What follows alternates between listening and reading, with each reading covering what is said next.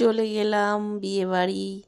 তো দেখো আজকে সাজটা খুব একটা ভালো হয়নি, খুব তাড়াহুড়ো করেই চলে এলাম।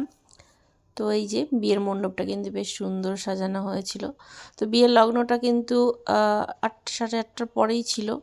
তো ওই জন্য বিয়েটা মোটামুটি অনেক কিছুই মানে বিয়ের অনেক পর্বগুলো আমরা কিন্তু বেশ দেখতে পেয়েছি।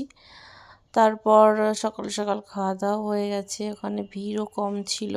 তো এই যে দেখো শুভদৃষ্টির পালা চলছে আর কি, গিয়ে দেখি তখন আমরা, বেশ ভালোই লাগে, ঘুরছে, 7 পাক ঘুরছে। তো এই সময় কিন্তু বেশ মজা করছিল, মানে বর বউ, বউ তো মানে ভয়তে চিৎকার করছিল, একটু কেঁপেও যাচ্ছিল, মানে এতটা উঁচু করে দিয়েছিল। এই যে শুভদৃষ্টি পালা চলছে।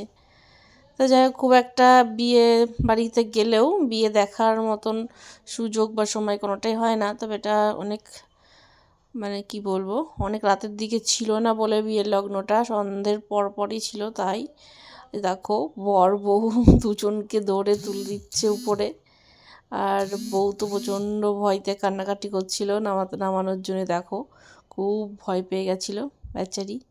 তো যাই হোক, এমনিতেই সারাদিনে একটা ধকলের ব্যাপার থাকে। তো তারপর চলে গেলাম খাওয়ার জায়গায়। বা